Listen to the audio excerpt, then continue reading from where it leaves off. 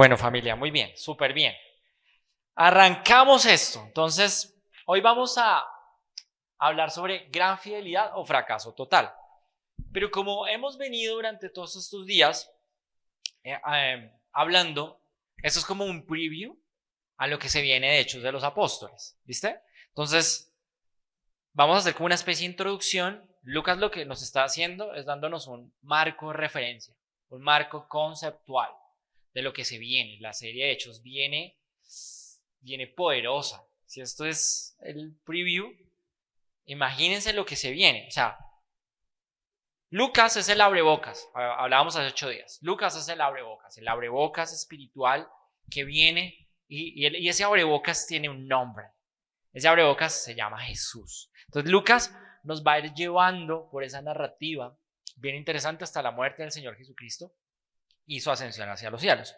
Entonces, lo primero que vamos a hacer antes de entrar a la historia bíblica de Lucas es seguir con el contexto de Hechos de los Apóstoles. Entonces, el contexto de Hechos de los Apóstoles nos va a dar un trasfondo histórico y cultural de Hechos. ¿Cuál es el trasfondo histórico y cultural de Hechos? ¿Cuál es el trasfondo? Chévere pregunta. ¿Cuál es el trasfondo histórico y cultural de Hechos? Sí. ¿Cómo? Imperio Romano, perfecto. Los helenos, ¿cierto? ¿Y cuál es el contexto? O sea, bueno, ese es uno, pero ¿cuál es el otro? Perfecto, los judíos, ¿no? O sea, ¿quiénes están inmersos? Los judíos y los romanos, ¿sí? Los hebreos, la historia del pueblo hebreo y la historia del pueblo romano. Ese es el contexto de Hechos. Y ahí vamos a ver una serie de entremezclas, ¿no? Porque los romanos tenían muchos dioses. Esa era una cultura muy idólatra, muy no monoteísta, sino politeísta, ¿cierto? Entonces vamos a ver muchas divisiones culturales dentro de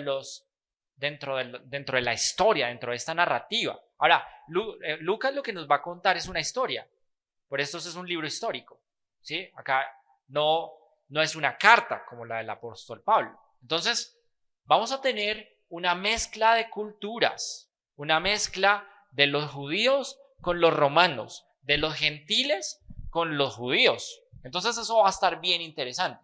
Y el marco de referencia de Hechos de los Apóstoles, adivinen cuál es. El Antiguo Testamento. La Torá en su esencia. Ese es el marco contextual. ¿Qué quiere decir esto?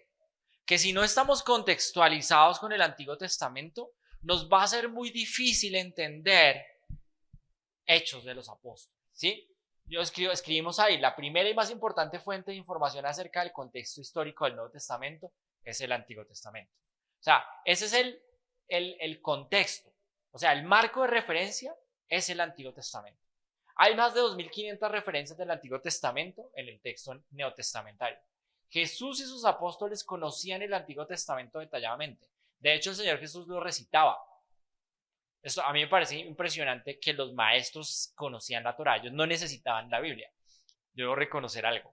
Yo necesito el Antiguo Testamento. Yo no me sé Isaías, por ejemplo. Yo no me sé Génesis, ¿cierto? Y ellos se lo recitaban. Para ellos eso era hacia parte de su cultura. Era como su himno nacional. Entonces ellos sabían toda la estructura de la Torá. Entonces es impresionante porque vemos al Señor Jesucristo citando muchas partes sin tener el texto, sin tener el rollo, ¿sí? Sin tener el manuscrito. Entonces, bien interesante.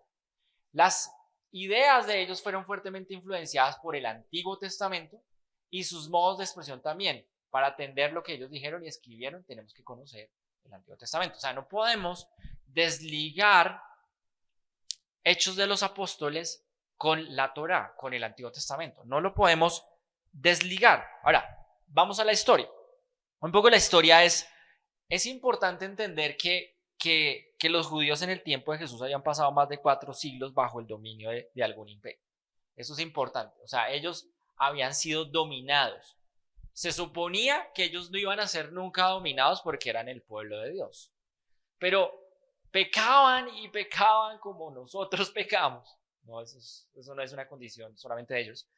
Entonces, caían bajo dominio. Y esto es importante porque los judíos en tiempo habían pasado 4 siglos bajo el dominio. Primeramente los babilonios los llevaron a cautivos en el año 587 antes de Cristo. Luego bajo los persas volvieron a Palestina, aunque no tuvieron libertad.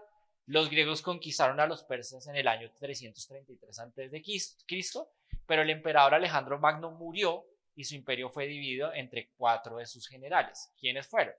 2 de sus mini imperios influyeron a los judíos, los Ptolomeos al sur del territorio de Egipto y los Seleucidas al norte. Estos 2 reinos usaban muchas veces a Israel como campo de guerra. Entonces ellos eran su campo de entrenamiento. Eso era impresionante. Los asmoneos fueron una familia de sacerdotes judíos que batallaron con éxito contra esos reinos y establecieron independencia para los hebreos por un tiempo corto. O sea, y esto es un tema recurrente. Si ustedes van a los jueces, ustedes se van a dar cuenta de que ellos estaban libres con algún juez y otra vez volvían y caían otra vez. Y en el recorrido también, en el recorrido de Primera Reyes y Segunda Reyes, ustedes se van a dar cuenta de esto mucho. Entonces, dominio, tenían momentos donde un rey reinaba muy bien y los judíos en especial, el pueblo de Israel siempre fue como pecador y siempre estaba como dominado, pero los judíos, el reino judío era como el que siempre salía como un rey más o menos bueno y como que lo hacía medio bien y le iba más o menos bien. Entonces es interesante, ¿no?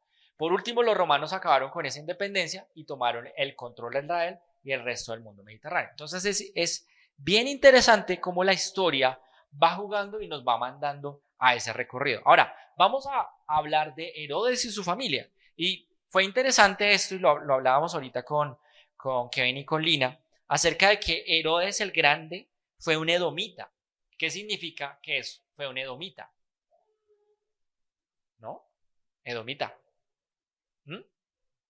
Edom. Y eso por ahí, ¿hacia qué línea de herencia? Sí, está bien, por ahí, vamos por ahí. Pero entonces, hijo de Isaac y nieto de Abraham, los edomitas fueron enemigos de Israel desde el principio. Este era de la descendencia de Saúl. Entonces, por eso no era aceptado por los israelitas, porque su línea de descendencia era la línea de descendencia de Saúl. Y recuerden que ellos tuvieron su choque, ¿cierto? Por el plato de lentejas, recuerden esto, y fue perseguido Jacob por Esaú y él tenía miedo y bueno, en fin, tenemos que volver otra vez a Génesis a recordar esa historia. Miren que esto está muy ligado. Los edomitas fueron enemigos de Israel desde el comienzo, por eso Herodes nunca fue aceptado en Israel, aunque fue su rey desde el 37 a.C. al 4 a.C. Él es mencionado en Mateo 2, cuando la matanza de los niños, ¿cierto? En Belén, y en Lucas capítulo 1, versículo 5. Herodes fue reconocido por construir muchos edificios muy grandes, ¿cierto? Incluyendo el templo de Jerusalén, ¿cierto? Entonces, el templo lo construyó el hombre. Además, fue un hombre cruel y celoso. Mató a su esposa y a varios de sus hijos. Era buen padre.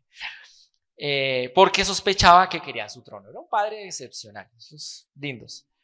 ¿Sí? Entonces, cuando Herodes Grande muere, ¿cierto? Sus 3 hijos pelearon por su trono, que era Herodes Antipas, fue tetrarca de Galilea y Perea, es destacado en Mateo 14, 1, 3, 5 y 6, en Marcos 6, 14 al 22 y en Lucas 3, 19, 9 del 7 al 9, por matar a Juan el Bautista. Recuerden la historia de que la vieja que le gustaba le dijo, tráigame la cabeza de Juan, ¿sí? Muy direccionado por la mamá de la señora, entonces le traen la cabeza del apóstol Juan, de Juan el Bautista en una bandeja y ahí quedó Juan.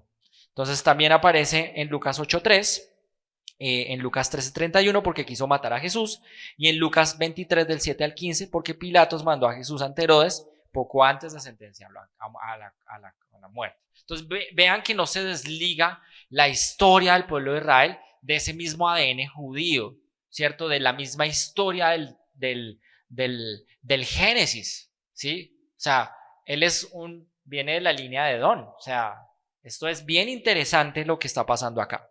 Entonces, los otros hijos de Herodes, el Grande, no juegan un papel importante en el texto de la Biblia. Uno fue Felipe, ¿sí?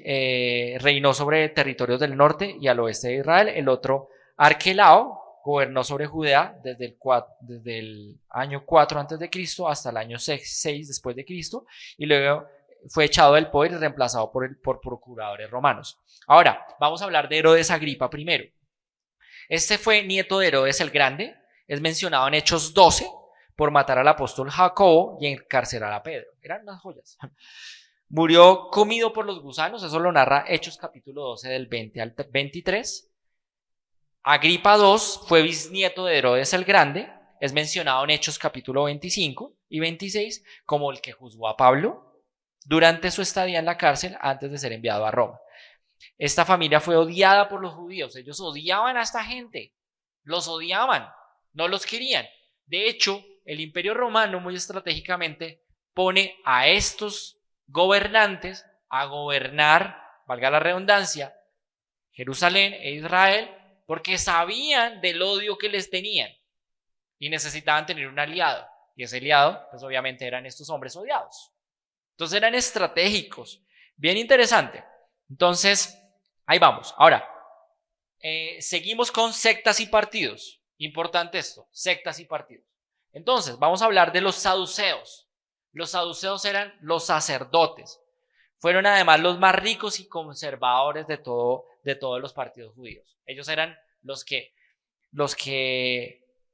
hacían los sacrificios, eran los sacerdotes, ¿sí? Tenían autoridad, tenían riquezas. Los de la plata eran ellos, ¿sí?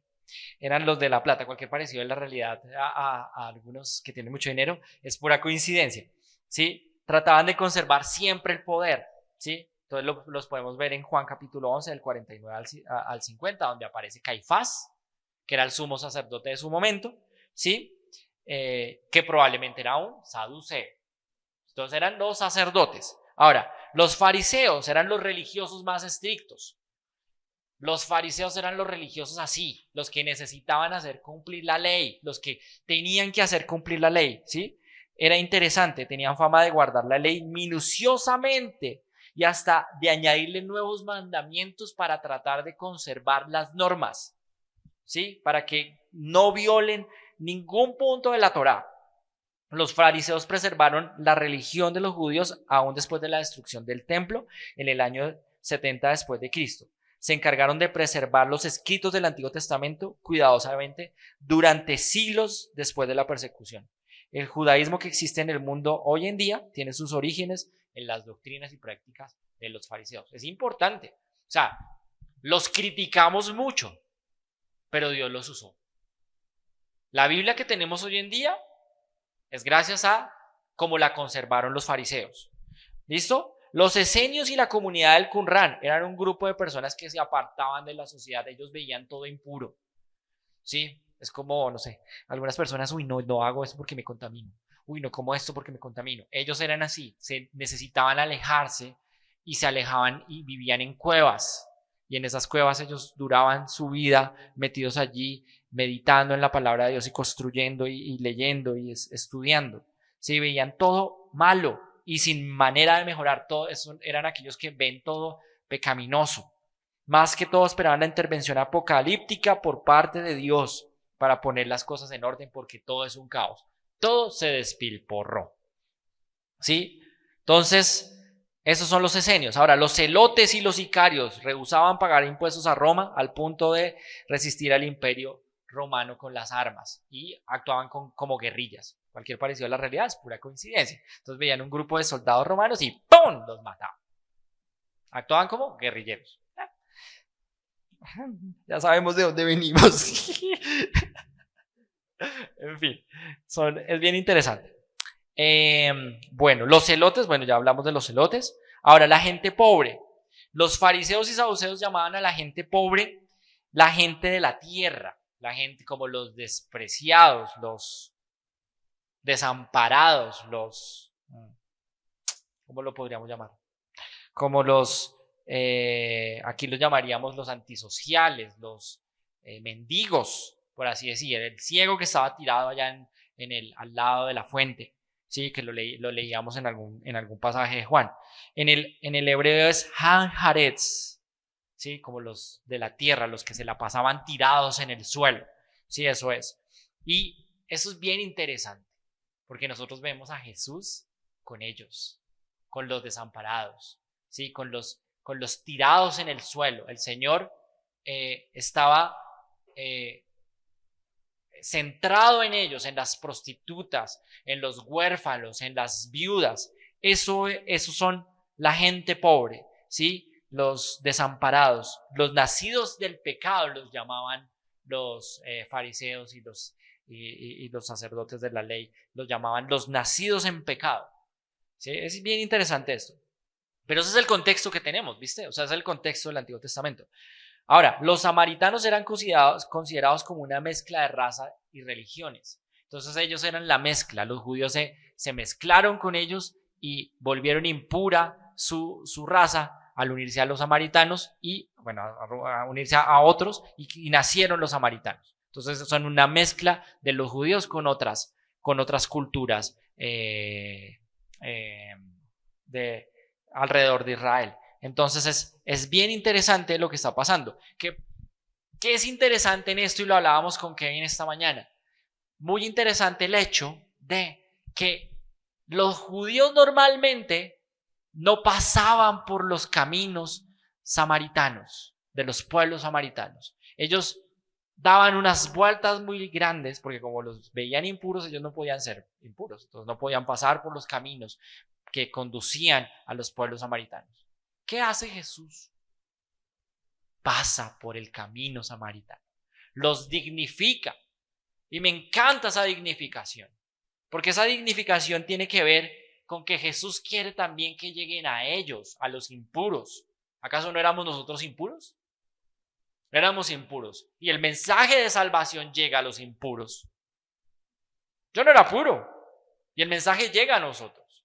Y lindo lo que pasa acá, porque en Hechos capítulo 1, versículo 8 dice, recibirán poder y me serán mis testigos en Samaria. Y entonces él está diciendo, ustedes tienen que ir a testificar de mí allá, donde supuestamente ellos son impuros, porque ustedes son muy puros. Entonces es bien interesante lo que está pasando. Los samaritanos. Ahora, los prosélitos y piadosos eran gentiles que se asimilaban a la religión judía. Pero, ¿qué es interesante con los prosélitos? Los prosélitos no eran judíos, sino eran romanos o gentiles de otras partes del mundo que creían en Dios, y que algunos prosélitos seguían el rito de la circuncisión, sí, muy bien, gracias. Circuncisión, se circuncidaban más bien, así, más para no ser tan criollo. Se circuncidaban y otros no, ¿cierto? Los gentiles no lo consideraban importante, más algunos prosélitos lo hacían. Entonces era bien interesante, porque ese es el contexto de las sectas y partidos que vamos a encontrarnos no solamente en Hechos de los Apóstoles, sino que nos vimos inmersos dentro de la historia del Antiguo Testamento, del Nuevo Testamento. Entonces, sectas. Ahora, la fe judía, ya vamos a terminar con esto, pero ese es el marco de referencia. La fe judía. La fe judía tiene como base el monoteísmo. ¿Sí? Creen en un solo Dios. ¿Sí? Era el distintivo de los judíos. Las demás religiones pueden creer en lo que quieran, pero los judíos no. Los judíos creen en Dios. ¿Sí? En solo Dios. Los babilonios tenían muchos dioses, los egipcios tenían muchos dioses, pero los judíos no tenían muchos dioses, tenían uno solo. Y nosotros también creemos lo mismo, creemos en un solo Dios verdadero. Esa es nuestra identidad como pueblo de Dios. Ahora, la elección tiene que ver con que los judíos creían que él era el pueblo llamado por Dios. Entonces había un choque en la visión en que si somos el pueblo de Dios y hemos llamado a ser libres, ¿por qué estamos siendo sometidos a esto?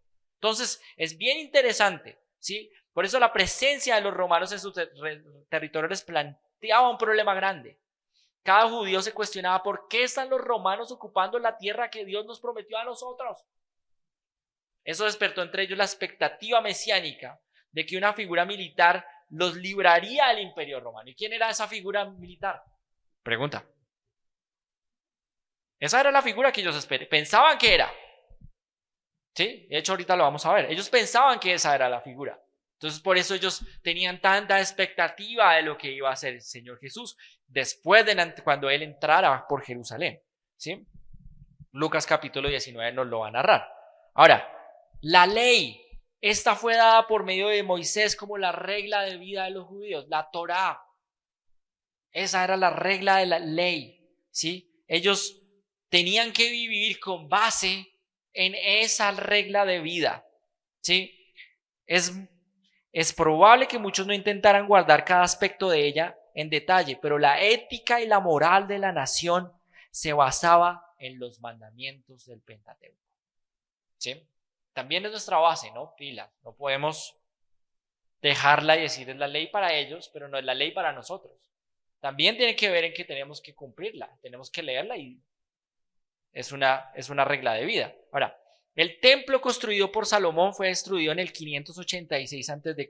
por los muy bien, babilonios. Entonces, es destruido en el año 586 a.C. por los babilonios. ¿Y construido por quién después? Ay, muy bien, esta gente sí es que son impresionantes. Herodes el Grande. Listo. Era una construcción impresionante en el centro de la religión tradicional. Entonces, ¿qué es importante acá? El templo era el lugar de la cultura judía. Allá se reunían, interactuaban como cuando nos comemos el panecito acá. No, en serio, o sea, es la cultura, para ellos el templo era lo máximo. No sé si nos ha pasado que el templo es el templo. Vamos a ir allá. ¿A dónde vamos a ir a comer? Al templo. ¿A dónde vamos a ir a cine? Al templo. ¿A dónde vamos a ir? Al templo. Entonces, eso era para ellos, parte de su cultura, ¿sí? Estaba demasiado arraigado. Era la esperanza. Recuerden que el Señor estuvo en las carpas, ¿sí? En las enramadas, estuvo en las carpas habitando con ellos. Entonces era una figura de Yahweh con nosotros. El Elohim Adonai vive con nosotros. Entonces el templo era recordarles que Dios está aquí, en este ámbito, ¿cierto? Entonces cuando se lo destruyen, ellos quedan, ¿sí? Fue destruido en el año 70 después de Cristo por los romanos. ¿Y qué pasa a ser el reemplazo del templo? Para los judíos. Muy bien. Mi amor, toca traer premios. Sí. Entonces, la sinagoga empieza a ser, reemplaza, ya no tienen el templo físico, pero tienen que continuar con la cultura de reunirse y de congregarse. ¿Cómo lo hacen? A través de la sinagoga. Entonces, la sinagoga es un símil ¿de qué? Ahora sí. De la iglesia. Es un símil de la iglesia. Toda la construcción de la iglesia que vamos a ver en Hechos está ligado a la cultura del templo, ligada a la sinagoga y luego ligada a la iglesia. Es bien interesante lo que está pasando. Templo, sinagoga, iglesia. Es toda la adaptación. Entonces es un símil de sinagoga. Vamos a tener estructura de iglesia, la que tenemos hoy en día, donde nos reunimos. Entonces es bien interesante. La sinagoga era el lugar de reunión para oír ¿qué? Las sagradas escrituras y orar a Dios. Ese era el lugar. ¿Qué es la iglesia? Lugar para hablar de las escrituras y predicar al Yahweh Elohim Adonai. No venimos a otra cosa. ¿Sí? Es el centro de la vida religiosa y social de los judíos, en las ciudades y en los pueblos, por todo el imperio romano. Lo vamos a ver en Hechos. La sinagoga fue el patrón para las reuniones de la iglesia cristiana. Ahí están. El Sanedrín, ¿qué era el Sanedrín? Otra pregunta de quiz. ¿Sí? ¿Qué hacían los líderes religiosos? Tomaban decisiones políticas, religiosas, éticas, tenían autoridad en muchos aspectos de la vida y de la tradición judía. Entonces ellos tomaban decisiones. ¿Quiénes condenaron a Jesús? El Sanedrín. Se reunieron y lo condenaron. Lo llevaron hasta donde Herodes. Entonces ellos tenían poder y no lo podemos desvirtuar de la historia de Hechos, que los vamos a ver ahí enfrentados, choque, continuamente chocando, ¿sí? Entonces es interesante. Y por último, el Shabbat. ¿Qué es el Shabbat? Muy bien, sábado, día de descanso. Otro distintivo, ¿quién hace eso? ¿Quién respeta el sábado? ¿Quién los judíos? Como el monoteísmo, ninguna otra nación o religión tenía tal cosa. La mayoría de las actividades normales se suspendían ese día y toda la nación lo dedicaba al Elohim Adonai, al Yahweh. No había otra cosa. Impresionante. Esto nos marca una línea muy fuerte de cómo es el Señor Jesús y cómo es su dinámica. Ahora sí me voy a sentar. Ya les expliqué. Ahora sí me siento. Voy para acá. Listo. Ahora sí nos conducimos hacia la predicación del domingo y es gran fidelidad o fracaso total. Acabamos. Entonces, hoy vamos a tratar acerca de Lucas. Como lo dije al inicio, Lucas nos va a dar como una especie de introducción a lo que se viene en Hechos. Entonces hoy vamos a seguir con Lucas capítulo 11. La semana pasada estuvimos en Lucas capítulo 19, del 1 al 10, del 1 al 10, y hoy vamos a estar del 11 al 27. ¿Sí? Acá el Señor está a punto de entrar a Jerusalén y nos vamos a encontrar, y la propuesta es esta, el pasaje nos presenta, ¿sí?, la propuesta de la parábola del dinero. Entonces el Señor Jesús se encuentra con estos judíos que van acompañando en el camino de entrada hacia Jerusalén y hay algo aquí particular. Ellos tienen una expectativa de que les va a decir algo, ¿sí?, de que va a decir algo político, de que así como cuando están en las elecciones van a decir algo político. Entonces tienen esa expectativa, están muy expectantes de lo que puede decirles el Señor, ¿sí?, de que va a decir: vamos a arrasar al imperio romano, armémonos en armas, valga la redundancia, y cojamos Ellos estaban esperando esto, ¿sí? Coja la bazooka. No, estaban esperando una cosa así, pero el Señor no va con esto. Esta parábola refleja la realidad del reino de Dios que aún no ha llegado en su plenitud. Nos llama a vivir en fidelidad mientras lo esperamos a Él, porque esperamos que Él venga, ¿no? Entonces, el rey de la parábola representa ¿a quién? A Yeshua eterno, ¿sí? Confía a sus siervos diferentes recursos y espera que los utilicen sabiamente para multiplicar lo que han recibido. Al regresar el rey premia a los siervos fieles y reprende a los que fueron negligentes. Y la pregunta acá es: ¿somos siervos fieles o somos siervos que fracasamos totalmente? Yo voy a reconocer algo: hay veces he sido fiel, pero hay veces he fracasado totalmente, ¿sí? Y no sé ustedes, pero yo hay veces he fracasado. Y frente a eso tenemos nuestros memes. Nuestros memes siempre nos recuerdan lo frágiles que somos, ¿sí? Mañana te toca presentar la tesis, ¿ya la terminaste? La verdad no. ¿Y cuál fue la excusa para no presentarla? Asaltan vivienda y se roban hasta la tesis del estudiante que iba a presentarla hoy. Cualquier parecido a la realidad es pura coincidencia, ¿no? Imagínate, te toca presentar la tesis y te la roban. Tenaz, ¿cierto? Excusa para... bueno, es que yo soy del Barça. Entonces, excusa para la derrota de hoy: el césped, las lesiones, el árbitro, el calendario. Hay muchas excusas, ¿sí? Entonces, todo ha sido culpa del césped. Bueno, muchas cosas, ¿sí? Así que no tienes tiempo para hacer ejercicio. Dime entonces cómo llegaste al nivel 257 en Candy Crush. ¿Cierto? Nos pasa. Quien desea lograr algo busca cómo hacerlo, y esa me impactó, por eso la puse. Quien no, solo busca excusas, ¿sí? Doble cheque azul porque no contestas. Me quedé justo sin batería en ese momento. No suele pasar. Cualquier parecido a la realidad, sacamos muchas excusas. Tenemos excusas para todo. Entonces, el primer punto que quiero hablar es: algo se nos ha dado. Siempre se nos ha dado algo. Entonces, Lucas capítulo 11 dice: como la gente lo escuchaba, pasó a contarles una parábola, porque estaba cerca de Jerusalén y la gente pensaba que el reino de Dios iba a manifestarse en cualquier momento.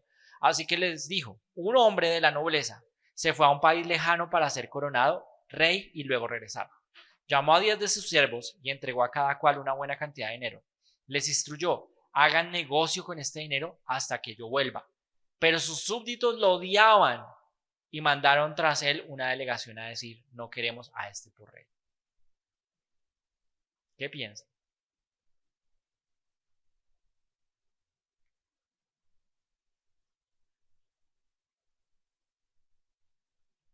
Es un minuto de reflexión. O sea, no fue que me quedé así.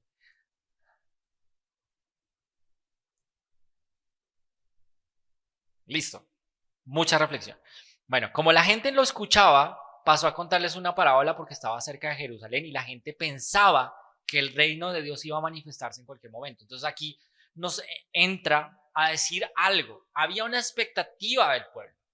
Era una expectativa no buena. Ellos no estaban mirando a Dios. Ellos estaban mirando lo que Dios podría hacer en este término. ¿Sí? Pero no estaban mirando el plano general. Entonces, ellos esperaban que Jesús les dijera algo. Estaban expectantes. Así como cuando uno viene a algún lado y, no sé, cuando viene el gurú del momento o el pastor del momento que uno quiere, dígame una palabra, dígame una palabra, dígame una palabra. Así. Estaba uno así, expectante que le dijera algo. Entonces, yo pongo acá realidad versus expectativa. ¿Sí? Después de haber recorrido el peligroso y sinuoso camino de las montañas de Jericó, Jesús llegó a la entrada de Jerusalén y las multitudes lo seguían, pero esperaban algo a cambio. Esperaban y tenían una expectativa de que Jesús viniera y derrocara al imperio romano. Esa era la expectativa, pero ¿cuál era la realidad? Que eso no iba a pasar en ese momento, que eso no iba a pasar ahí, que él no venía a eso. Entonces, ¿qué expectativa traes hoy? A Dios. ¿Vienes con la expectativa de que el Señor te resuelva tu vida? Que tengas casa, plata, que tengas casa, carro y beca. ¿Esa es tu expectativa hoy en día? Porque a veces venimos con esa expectativa. Yo no les puedo negar que recién llegué al cristianismo llegaba con esa expectativa, es que Dios me tiene que resolver la vida. Esa era mi expectativa, pero la realidad era que no tenía carro, que no tenía casa, que no tenía beca.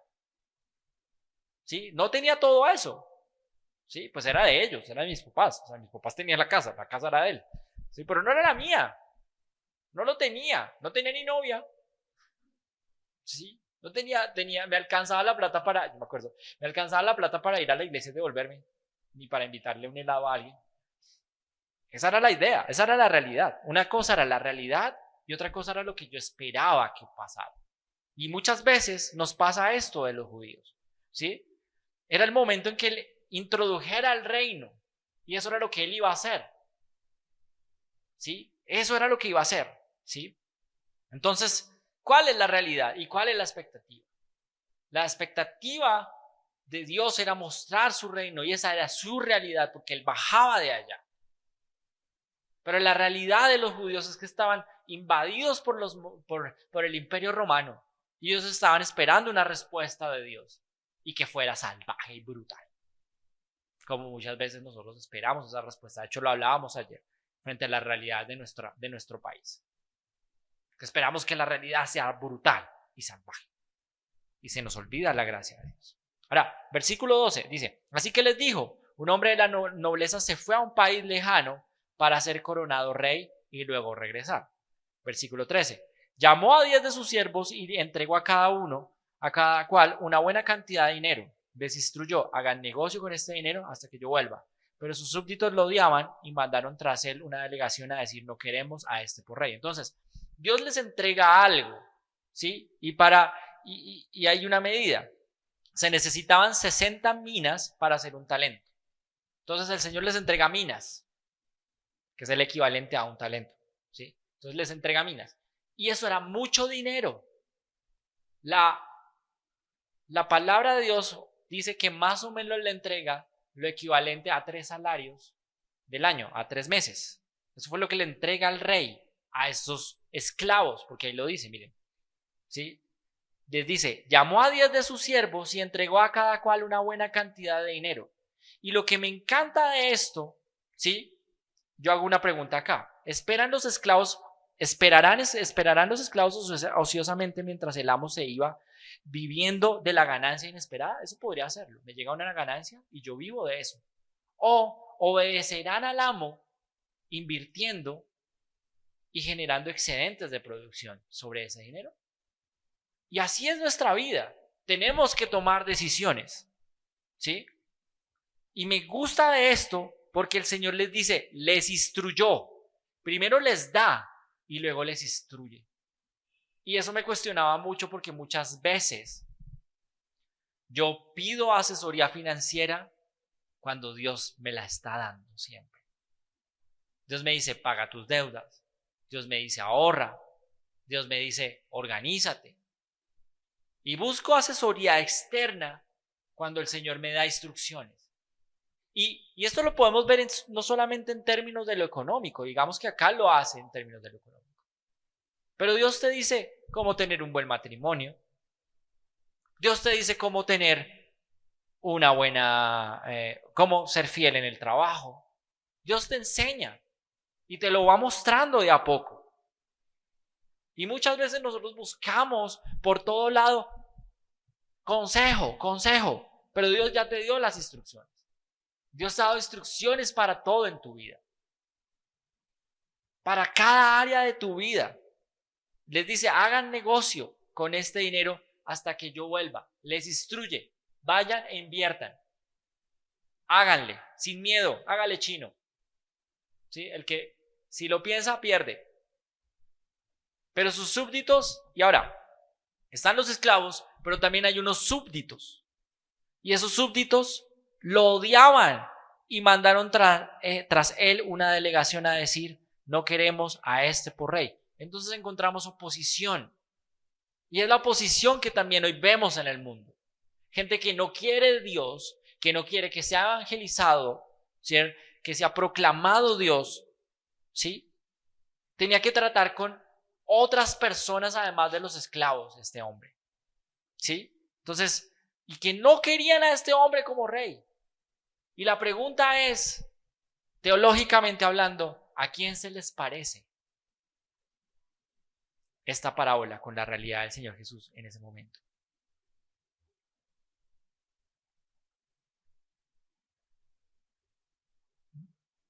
A los fariseos y a los maestros de la ley. Entonces les está diciendo, Dios mandó a alguien para que fuera rey. Y ustedes, maestros y fariseos, se oponen a ese hombre que yo quiero que sea rey, dentro del concepto humano, dentro de una línea humana. Ellos estaban esperando un rey que llegara con dominio, pero el rey que Dios les iba a mandar iba a ser coronado en la cruz del Calvario. Entonces ellos no deseaban eso, ellos deseaban un rey con poder, ¿sí? Entonces, detrás de esa imagen estaban los fariseos y los líderes religiosos de Israel. Dios envía a su Mesías para que fuera su rey, pero ellos lo rechazan. El Mesías no lo querían e incluso colaboraban para que no llegara al poder. No les interesaba tenerlo en el poder, ¿sí? De hecho, aceptan al César, ¿recuerdan? Dicen, mi rey es César. Y están ahí diciéndole, Dios, tú no eres mi rey es el César. Sí, es impresionante. Gracias a Dios porque vimos Juan. ¿Sí? Entonces, no se dieron cuenta de que Jesús nunca tuvo la intención de establecer un reino terrenal. Más bien, Dios usó esa oposición a Jesús para lograr su plan de redimir a toda la humanidad a través del Señor Jesucristo y su muerte en la cruz del Calvario. Entonces, es impresionante. Ahora, algo se te ha dado. Me encanta esto. Dios te dio algo. ¿Qué estás haciendo con lo que Dios te ha dado? Dios te dio una esposa, Dios te dio un esposo, Dios te dio un trabajo, Dios te dio algo. ¿Qué estás haciendo con eso? Y te dio las instrucciones. ¿Qué estás haciendo con eso? ¿Qué estoy haciendo yo con la iglesia? Con mi esposa, con mis papás. Dios te ha dado cosas, no solamente económicas, espiritual. Dios te dio relación con Él. ¿Qué estás haciendo con tu relación? Algo se te ha dado y se te ha dado las indicaciones. Entonces, pilas con esto. Ese es el primer punto. Ahora, el segundo punto es gran fidelidad o fracaso total. Entonces estamos en dos extremos. Ahora, versículo 15 dice, a pesar de todo, fue nombrado rey. Cuando regresó a su país, mandó llamar a los siervos a quienes había entregado el dinero para enterarse de lo que habían ganado. Entonces, ¿qué pasa? La oposición contra Jesús, contra Dios, nunca prospera. Todo lo que el hombre quiera hacer para oponerse a Dios siempre va a fracasar. Y acá el punto es pilas si tú o yo nos estamos oponiendo a Dios, porque puede ser que muchas veces nos opongamos al plan de Dios. ¿Sí? El rey al final del día fue rey, llegó a gobernar. ¿Y esto qué tiene que ver? Si lo ven ustedes desde los ojos teológicos, ¿a quién está haciendo referencia? Jesús ahí. A él va a morir y va a reinar. Y está sentado a la diestra del Dios Todopoderoso, resucitó y ascendió a los cielos. Y eso nos va a hablar Hechos. Entonces Jesús está reinando, ¿sí? Jesús viajó al cielo después de su muerte y allá está sentado en el trono de la diestra del Dios Todopoderoso. Él es el rey, pero sus oponentes no lo quieren ver. Ahora, ¿Él es el rey de tu vida o no lo quieres ver también como aquellos judíos? ¿Jesús es el rey de tu vida o hay otros reyes en tu vida? ¿Lo puedes ver o no puedes verlo? ¿Sí? Esto es impresionante. Creen que han ganado la victoria los judíos. En cambio, Jesús está en camino de regreso. Él viene. Un día su reino será evidente, ¿sí? Para todo el mundo. Entonces, ¿qué sucederá? ¿En quién he creído yo? ¿En dónde está mi fe? La historia nos dice, Él convoca a sus esclavos a quienes les ha confiado su responsabilidad. Quiere saber qué han hecho con esos recursos. Un día Jesús vendrá y te preguntará a cada uno de nosotros, ¿qué hiciste con Juanca? ¿Qué hiciste con Juli? ¿Qué hiciste con Gabo? ¿Ah? ¿Qué hiciste? ¿Qué hiciste? ¿Qué hiciste? ¿Qué hiciste, Juanpa? ¿Con Fabi? ¿Qué hiciste? ¿Qué hicimos? Nos va a preguntar, ¿qué has hecho con sus recursos? Y sus recursos son todos, porque Él es el dueño de todo. ¡Ja! Impresionante. Versículo 16. Se presentó el primero y dijo, Señor, su dinero ha producido 10 veces más. Hiciste bien, siervo bueno, respondió el rey, puesto que has sido fiel en tan pocas cosas, te doy el gobierno de 10 ciudades. Versículo 18. Se presentó el segundo y dijo, Señor, su dinero ha producido 5 veces más. El rey respondió, a ti te pongo sobre 5 ciudades. Y me encanta, porque a los que somos economistas esto nos bota, nos dice, el que produjo 10 veces más, el que le dio 10 produjo 10. Eso es un 1000%. ¿Sí? Y lo pone en 10, lo pone a gobernar. Era un esclavo, recuérdenlo. Este era un esclavo. Y lo pone a gobernar a 10 ciudades. Y el de 5 produjo un 500%. Y lo pone a gobernar a 5 ciudades. Yo le decía a Kevin y a Lina hoy, ¿qué te está poniendo Dios a administrar? Que puede ser muy poco para ese rey, pero que es mucho para ti, porque lo muy poco para él es mucho para nosotros. Imagínate, él nos pone 10 y 1000 es poco para él. Cogiste esto poco, mira lo que dice, hiciste bien, siervo bueno, puesto que has sido poco en tan poca, porque con tan poco hiciste tanto. ¿Qué hiciste con tan poco que te dio? Con tan pocos recursos. A ti te pongo sobre tanto. No desfallezcas con lo que Dios te ha puesto a administrar. No desfallezcas con lo que Dios te ha puesto a hacer. Puede ser que la carga sea muy dura, pero no desfallezcas con lo que Dios te ha puesto a administrar. Porque tú no sabes lo que Dios te va a dar más adelante. La bendición y la recompensa que Dios te dará. Y no lo hacemos por la recompensa. Lo hacemos por el amor que Dios nos ha derramado a través de Jesús. Le somos fieles por el amor que Dios ha derramado a nuestras vidas a través de Jesús. Por eso somos administradores fieles de lo que Dios nos ha dado. Gran fidelidad. Este es gran fidelidad. Ahora, versículo 20. Llegó otro siervo y dijo: Señor, aquí tiene su dinero. Lo he tenido guardado, envuelto en un pañuelo. Es que le tenía miedo a usted, que es un hombre muy exigente. Toma lo que no depositó y cosecha lo que no sembró. Impresionante. Es un fracaso total. ¿Sí? Esto es un fracaso total. Lo otro es una fidelidad total, pero esto es un fracaso total. Y además, volvemos a la línea de medida del hombre. Miren lo que le dice este hombre al hombre. La respuesta es: usted es muy duro. Yo por eso guardé todo. Es que me dio miedito. Es que me asustó su cara ruda. Es que usted era muy rudo. Yo sabía que usted me iba a echar. Entonces por eso no hice nada. Porque yo sabía que usted me iba a echar. Excusas. Y a veces usamos esas excusas para con la gente. Yo sabía que usted era un hombre rudo.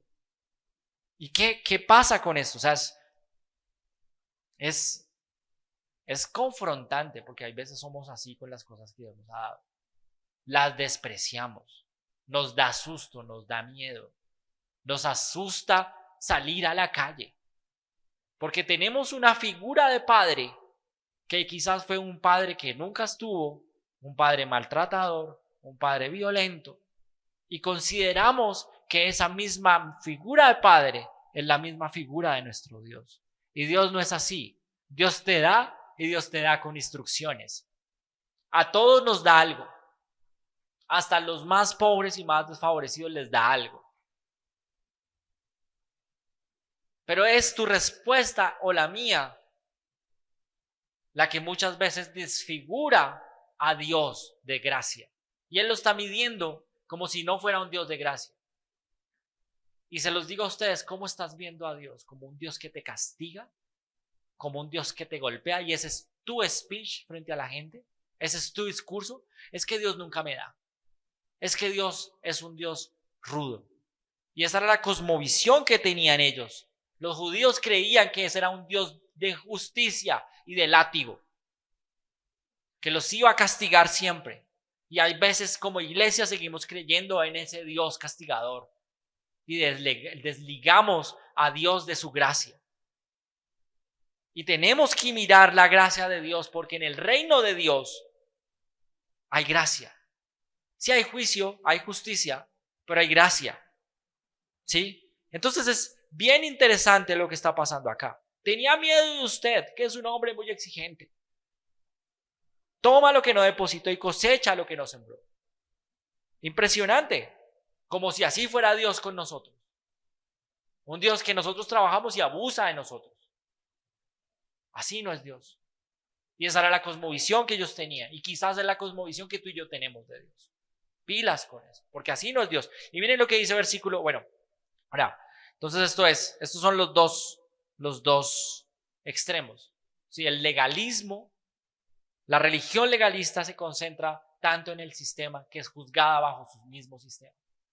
Sus propias palabras lo juzgan. Ahora, el tercer punto, que es el final, es el retorno del rey. A mí me encanta esta película. Sí. Es recompensa o juicio. Acá vamos a ver si hay recompensa o no. Lucas capítulo 19 del 22 en adelante. Dice: el rey contestó: siervo malo, con tus propias palabras te voy a juzgar. Él le dice: son tus propias palabras las que te condenan. Así que sabías que soy muy exigente, que tomo lo que no deposité y cosecho lo que no sembré. Entonces, ¿por qué no pusiste mi dinero en el banco para que al regresar pudiera reclamar los intereses? Si tú lo sabías y esa es tu presuposición, pues trabaje, hombre. No sea perezoso, no sea negligente, no saque excusas. Si quieres que yo te juzgue frente a esa misma postura legalista, lo voy a hacer porque tú mismo lo estás diciendo. Tú dejaste la gracia a un lado, entonces vamos a juzgarte bajo esos estándares. Esa es la paráfrasis de esto. ¿Sí? Juicio por el sistema. Juicio por el sistema. Entonces serás juzgado por el sistema. ¿Y el sistema saben qué pasa? Los que vivimos en este mundo es fuerte. No hiciste nada, te largas. ¿Así es o no? El juicio es así. Este mundo no es suave. Este mundo es rudo. Y si tú quieres y estás basado sobre este mundo, vas a recibir todo el juicio de este mundo. Entonces, pilas con tu cosmovisión. ¿Sí? Pilas con las excusas que estás sacando. La excusa del esclavo no tiene sentido. ¿Sí? Él le dio una orden y no la cumplió, desobedeció. ¿Qué pasa a los que no en nuestro trabajo no obedecemos? Nos despiden. Nos sacan. Así de sencillo. ¿Sí? ¿Qué pasa si no cumplo la cuota? Me sacan. Así tenga miles de excusas, porque así es el mundo. Entonces, si tu idea es esa, y si tu visión está ligada al mundo, vas a recibir el juicio del mundo. ¿Y sabes qué pasa? Que al recibir el juicio del mundo, vas a necesitar obedecer mucho más. No quiere decir que con la gracia volvámonos locos, pero con la gracia está el manto de Jesús. Y bajo el manto de Jesús recibimos misericordia. Entonces, excusas. Luego, versículo 24 dice, luego dijo a los presentes, quítenle el dinero y dénselo al que recibió 10 veces más. Quítenselo. Y así es el mundo. Quítenle la posición que tiene que hacer él y dénsela al otro que se está produciendo más. Así es. Entonces le clavan al otro una función que no tenía. Así es. Pero así es o no. Sacan a uno y le ponen esa función al otro. Porque así es el rey del mundo. El que gobierna el mundo. ¿Sí? ¿Sí? Entonces es interesante. La religión siendo juzgada. El juicio implicó quitarle lo que tenía el esclavo. ¿Sí? El más fiel de los esclavos recibió aún más recompensa y responsabilidad. El esclavo malvado se quedó sin nada. Sin nada se queda el esclavo. Todo su sistema se desintegró. Lo que creía que controlaba lo perdió. Así que el sistema religioso judío enfrentaría un juicio terrible. Va a ser destruido en el año 70 después de Cristo. Su templo va a ser destruido. Todo lo que conservaban y lo que querían y lo que no podían sacar, lo que no podían, era de ellos, solamente de ellos y exclusivamente y únicamente de ellos. Esto es mío, yo no salgo de acá. Enfrentarían el juicio cuando el Mesías regrese en gloria. Cuando el Mesías regrese en gloria, van a recibir su juicio. Impresionante. Ahora, versículo 25. Señor, protestaron. Él ya tiene 10 veces más. Él ya tiene 10 veces más. Protestan. ¿Por qué protestan? Porque les parece injusto. Pero es que ellos están midiendo, o nosotros nos estamos midiendo bajo esta medida de los hombres. Entonces, si yo hago mal, voy a ser juzgado. Si yo educo mal a mi hijo, voy a ser juzgado o juzgada. Vas a ser juzgado o juzgada, independientemente de cualquier cosa. Porque tu medida está en esto. ¿Sí? Los que tienen y los que no tienen. Los que tienen, vengan acá conmigo. Los que no tienen, chao. Juicio. Y lo vamos a ver en Mateo, en Marcos, Lucas, en Juan. Juicio. Va a haber juicio. Tenemos que ser fieles con lo que Dios nos ha dado. Tenemos que escuchar la voz de Dios. ¿Sí? Y miren lo que les contesta. El rey contestó, les aseguro que a todo el que tiene se le dará más, pero al que no tiene se le quitará hasta lo que tiene. Al que no tiene se le quitará hasta lo que no tiene. Y al que tiene se le dará más. ¿Qué tienes tú? Tú tienes a algo, a alguien, a Jesús. Consérvalo. Hazlo tuyo. Es lo más valioso de tu vida. Con él tú puedes ser productivo, productiva. Aprovecha las instrucciones de Jesús. No te aferres al legalismo del mundo, al legalismo religioso. Aférrate a Jesús y a su gracia infinita y a su inmenso amor y obedécele lo que él te está diciendo. ¿Sí? Yo pongo acá. Jesús dividió a las personas en dos clases, los que tienen y los que no tienen. Esta última clase incluye a las personas muy religiosas que creen que conocen a Dios y creen que tienen la única manera de obtener su recompensa. En realidad no conocen a Dios en absoluto. Son malvados, perderán el poder y la responsabilidad religiosa que tienen y se enfrentarán al juicio final del Rey. No se trata del poder eclesial. Y esto va muy ligado a la iglesia. No se trata de lo que hagamos ni de nuestro poder. Se trata de lo que Jesús ha hecho y de predicarlo a él. Ahora, versículo 27. Pero en cuanto a esos enemigos míos que no me querían por rey, tráiganlos acá y mátenlos delante de mí. Más juicio. La oposición trae consecuencias. Estos no solo se oponen a Dios, lo quieren ver muerto. Y pilas con ser opositores de Dios. Pilas con ser opositores. Aquí Jesús habló directamente a los fariseos y a los maestros de la ley que iban a recibir juicio. Y hay veces nosotros actuamos como fariseos y maestros de la ley, que no quieren ningún tipo de relación con Dios, que lo único que quieren es legalismo, legalismo, legalismo, legalismo. Las cosas son así, las cosas tienen que ser así, legalismo y no relación. Ahora, yo pongo, quizás te has sentido estancado o estancada o has guardado tus talentos y no has hecho lo que tenías que hacer. Hoy el Señor te está invitando a que estés con Él, a que vengas a su reino y veas a Jesús desde la perspectiva de los reinos, del reino de los cielos, que lo veas desde la perspectiva del reino de los cielos. ¿Será que necesitas? ¿Qué es lo que Dios te está dando? ¿Te dio relación? ¿Será que necesitas orar más? ¿Será que necesitas pasar más tiempo con tu esposo, con tu esposa? ¿Será que necesitas pasar más tiempo con tu hijo, con tu hija? ¿Será que necesitas trabajar más duro en tu empresa? ¿Será que necesitas dedicarte más tiempo a Dios, a Jesús, a su relación? ¿Qué es lo que necesitas hoy? No te quedes quieto, quieta. Búscalo. Acércate a Él. Búscalo sin nada, o sea, búscalo con todas tus fuerzas, con toda tu emoción. No te quedes con lo que Él te ha dado escondido, sino sácalo para que gente vea tu matrimonio y se dé cuenta de que con Jesús puedes hacerlo, que con Jesús todo se puede, que con Jesús podemos hacer las cosas. Ese es el tiempo. Acércate a Dios, regresa a la casa de Dios, busca a Jesús, busca su casa, busca su reino. No te midas bajo esta medida que es muy pesada, que es muy condenativa.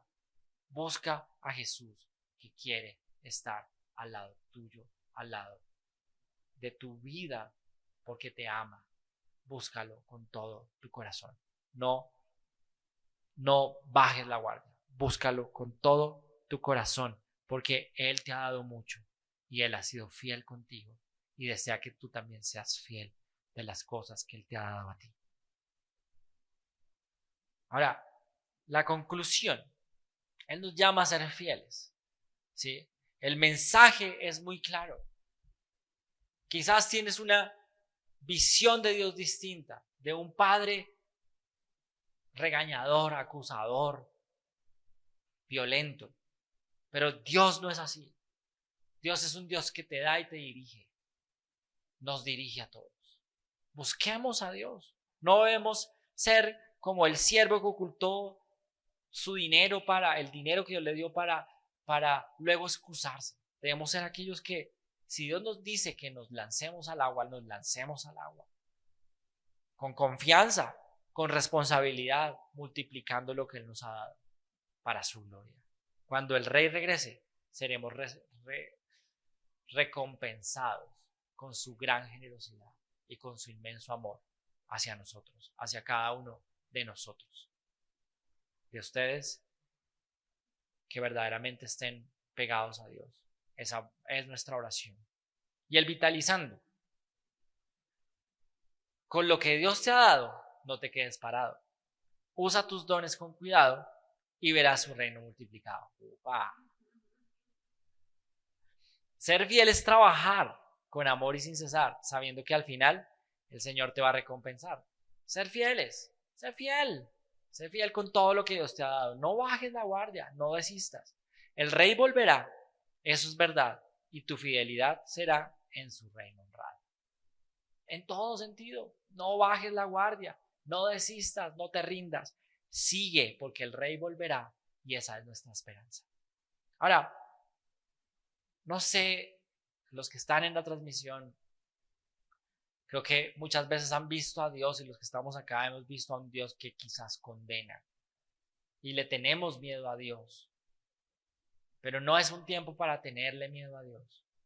Es un tiempo para ver a Dios que se acerca a cada uno de nosotros, hombres y mujeres por igual, y desea amarte. Y yo quiero que si tú estás ahí en la transmisión, aquellos que están por primera vez conectados en la transmisión, yo les pido que oren conmigo y que le digan a Dios: Señor Jesús, reconozco que te necesito. Reconozco que no puedo sin ti, Señor. Hoy te abro la puerta de mi corazón. Hoy reconozco que te he visto como un padre a la figura humana, que quizás me maltrataba, que quizás me violentaba, que quizás no me proveía. Y te he visto de esa forma. Y no te quiero ver así, Señor, sino te quiero ver como un Dios que me ama, que me cuida, que me dirige, que me direcciona. Hoy te abro la puerta de mi corazón. Hoy te pido que vengas a mi vida. Hoy te pido que perdones mis pecados. Hazme nuevo, Señor. Quiero caminar contigo. Te reconozco como mi Señor, como mi Salvador. Creo que tú moriste en la cruz por mis pecados. A partir de hoy y para siempre, Señor, sé mi Señor y mi Salvador personal. En tu santo nombre, Jesús. Amén y amén. Y si tú hiciste esta oración, yo te invito a que te congregues en una iglesia. Acá estamos, Vital Comunidad Cristiana. Nos reunimos a las 11 de la mañana. Todos los domingos estamos viendo si cuadramos un horario distinto, orando al Señor por esto. Te invitamos a que vengas, que te reúnas acá y compartas junto con nosotros este tiempo. Estamos aquí en la 127 junto a la óptica sobre las villas. Ven acá, tenemos panecito, cafecito, ven a pasar un rato de comunidad junto con nosotros. De verdad, anhelamos conocerte junto con mi esposa y junto con todos los amigos que acá nos reunimos. Deseamos que este lugar pueda ser lleno por gente que verdaderamente desee conocer al Señor. Te invitamos, tenemos parqueadero gratis en Boulevard Niza. Bienvenidísimo. Ahora, para terminar, vamos a celebrar la Santa Cena en 1 Corintios capítulo 11, del versículo 23 en adelante. El apóstol Pablo dice: yo recibí del Señor lo mismo que les transmití a ustedes, que el Señor Jesús, la noche en que fue traicionado, tomó pan y después de dar gracias lo partió y dijo: este pan es mi cuerpo que por ustedes entrego, hagan esto en memoria de mí. De la misma manera, después de cenar, tomó la copa y dijo: esta copa es el nuevo pacto en mi sangre, hagan esto cada vez que beban de ella en memoria de mí. Porque cada vez que comen de este pan y beben de esta copa, proclaman la muerte del Señor hasta que Él venga. Y Señor Jesús, nos reunimos aquí, Señor, para honrarte, porque tú eres un rey que nos ama, eres un rey bondadoso, porque tú eres un rey que no nos desprecia, sino que al contrario, Señor, nos das mucho más de lo que nosotros esperamos. Lo que puede ser poquito, Señor, para nosotros es grandísimo, Señor. Son tus grandes bendiciones, es tu grande amor, es tu gran fidelidad. O sea, tú no te mides, Señor, dándonos cosas, Señor, simplemente para demostrarnos un amor, Señor, que solamente da cosas materiales. Tú permaneces al lado nuestro. Tú estás cubriéndonos, tú nos estás llevando, tú nos estás guiando, Señor. Tú eres Dios bondadoso. Señor, hoy ponemos en tus manos esta semana, Señor. Bendícela, Señor. Hoy bendice, Señor, a cada persona que está acá, Señor, nuestros trabajos, las personas que están viajando, David y Majo, Señor, a Juanda y Azul, Señor. Hoy bendícelos, Señor. Protégelos, guárdalos. Las universidades, a Juanes, Señor, bendice la Universidad de Juanes, Señor, también la Universidad de Kevin, Señor. Bendícelos y guárdalos y protégelos, Señor. Nuestros trabajos, el trabajo de Lina, el de cada uno de nosotros, Señor. Oramos porque tú nos bendigas y nos guardes, Dios. Oramos porque nos lleves y nos traigas, Señor, sin ningún inconveniente, Papá Dios. Oramos porque tú abras puertas de bendición a Dieguito, Señor. Abre puertas, Señor, Dios mío. Bendice el trabajo de Caro, Señor. Abre puertas, Señor, Dios mío, te lo pedimos en el nombre de Jesús. Bendice, Dios mío, cada uno de los planes de nuestros trabajos, Señor. Cada uno de nuestros anhelos, Señor. Bendice nuestra salud. Pasa tu mano sanadora sobre nuestro cuerpo mortal. Bendice a José, Señor, en sus trabajos. Dale fuerza, energía, Señor, para poder hacer todo lo que tiene que hacer, Señor. Obra, Señor, en nuestras vidas. Bendice a Juanca, Julia, Fabia, Juanpa, Padre amado, Señor. A cada persona que nos apoya, Señor. Te pedimos, Señor, por Esther. Te pedimos, Señor, Dios mío, que tú bendigas, Señor, a las hijas de Esther, Señor. Guarda y protege, Señor, a mis papás, a mi hermano, Señor. A mis suegras, Señor. A mis cuñadas, Dios. A Jonas, Señor. Guárdalos, protégelos. Obra en ellos, Señor. Obra en nuestros amigos, Señor. Pasa tu mano sanadora sobre nuestros amigos, Señor. Sobre gente que nos rodea, que no la ha pasado bien este año, Señor. Bendícelos y guárdalos. Bendice esta nación, Señor. Oramos porque llueva sobre esta nación, Señor. Que hay necesidad de agua, Señor. ¿Y a quién podemos pedirle agua sino a ti? Tú eres el que la envía, Señor. ¿A quién podemos pedirte agua, Señor, y recursos? Sino solamente a ti. Dios, podemos hacer muchas cosas en nuestras fuerzas, Dios mío, pero solamente tú eres el que abres las compuertas del cielo y permites que el agua, Señor, caiga, Señor, sobre justos e injustos, Padre.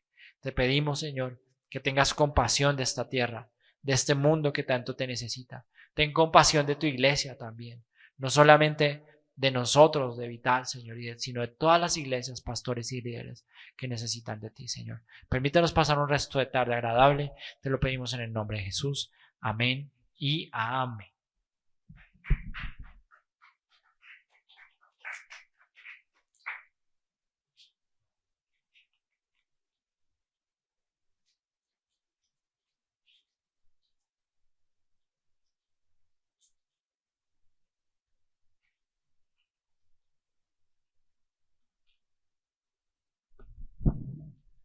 Ay, ese juguito es lo más rico. Bueno, familia, Dios los bendiga. Nos vemos dentro de 8 días. Un abrazo, bendiciones. Ya preparados para hechos. Bendiciones. Chao, chao.